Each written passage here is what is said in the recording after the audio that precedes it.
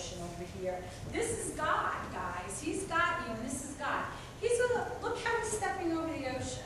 No big thing. Look how he's walking around the earth. No big thing. Where are you? You're in the palm of his hand. So you're walking, you're walking, you're walking, you're walking. Let's just say that this is a gigantic, huge body, whatever. A big, let's say that that's like a big obstacle in your life, and you're like, I can't do this. Oh my gosh, how am I going to over? You're in God's hands. So this is God with you. No problem. And there you are, still in God's hand. Absolutely. Where are you going? You don't know. God knows. God knows exactly where he's taking you. He knows exactly where you're going, okay? Okay? There you go. I'll tell you what. God's plan for your lives and God's destination for your lives is so much, so much more than you could think of for your life. But as long as you keep putting your plans and your thoughts and your direction in front of his, he's going to let you go. He's going to let you go until you get so tired of going the wrong way. And then you finally turn your eyes back to him, and he's going to put you right back where you went off to you took your own direction. He'll let you do. He let the Israelites go around that mountain for 40 years. You know how long that walk takes in the natural? Back then, and the same today. They could have done that trip in 7 days. There was a 7-day walk from Egypt to the Promised Land. But for 40 years, they did not listen to what God had to say.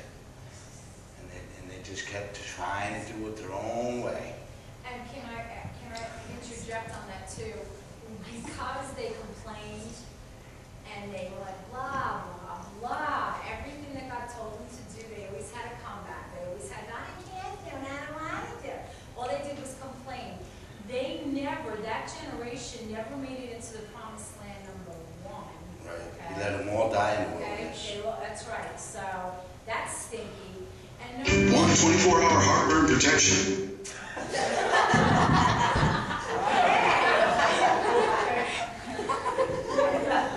Speaking to you, Joe. Give it to me. So ready.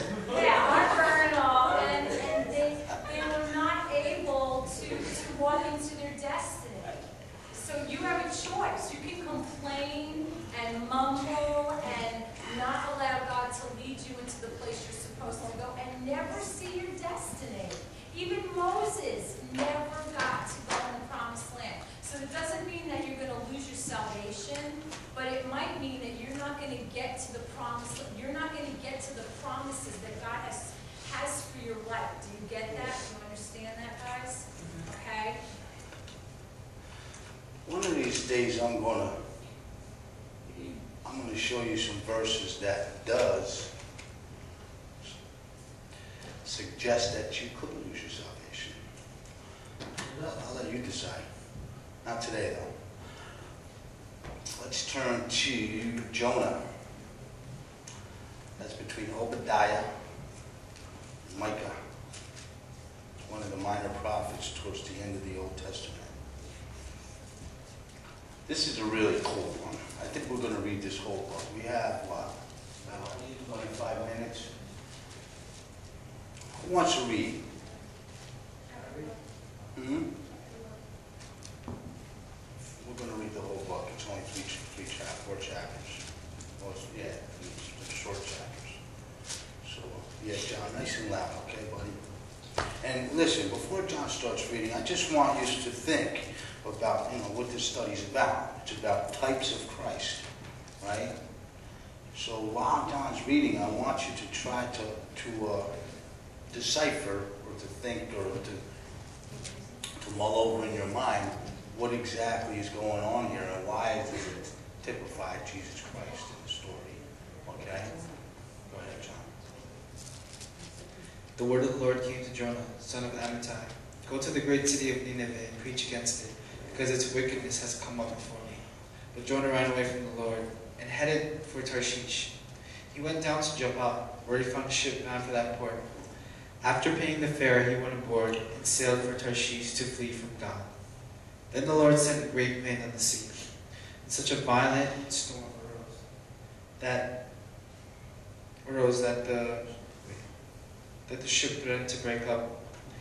All the sailors were afraid, and each cried out to his own God. And they threw the cargo into the sea to lighten the ship. But Jonah had gone below deck, where he lay down and fell into a deep sleep. I love the story. The captain went to him and said, "How can you sleep? Get up and call on your God. Maybe he will take notice of us and he will not perish." Then the sailors said to each other, "Come, let us cast lots to find out who is responsible for this calamity." They cast lots, and the lot fell on Jonah. So they asked him, "Tell us, who is responsible for making all this trouble for us? What do you do? Where do you come from? What is your country? From what people are you?"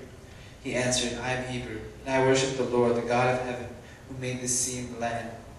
This terrified them, and they asked, "What have you done?" They knew he was running away from the Lord, because he had already told them so. The sea was getting rougher and rougher, so they asked him, "What should we do to you to make the sea calm down for us?" "Pick me up and throw me into the sea," he replied, "and it will become calm. I know that it is my fault that this great storm has come upon you." Instead, the men did their best to row back to land, but they could not, for the sea grew even wilder than before.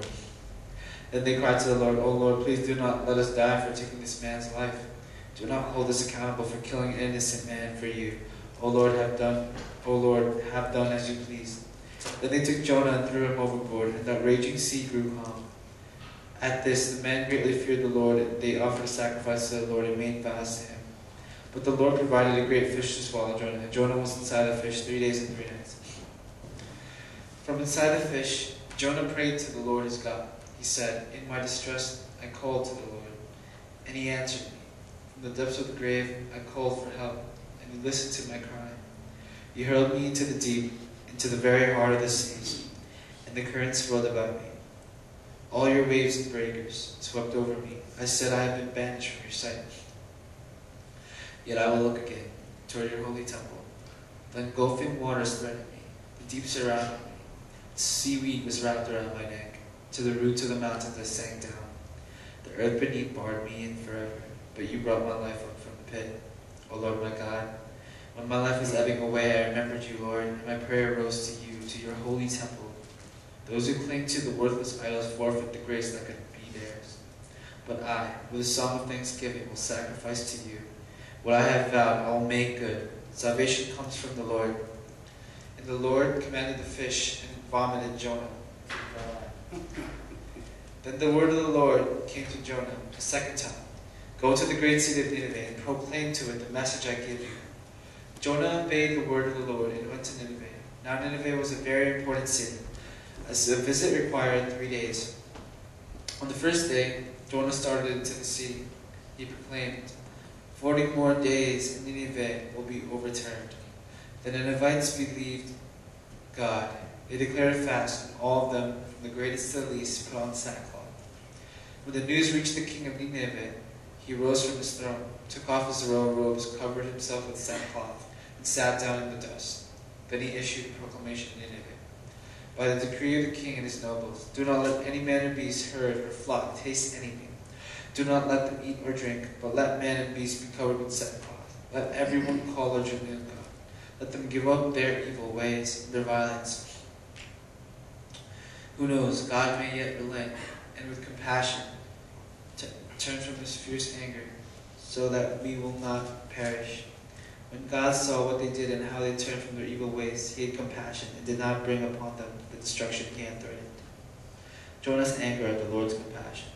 But Jonah was greatly displeased and became angry. He prayed to the Lord, O Lord, is this not what I said when I was still at home?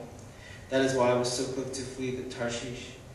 I knew that you are a gracious and compassionate God, slow to anger and abounding in love, a God who relents from sending calamity.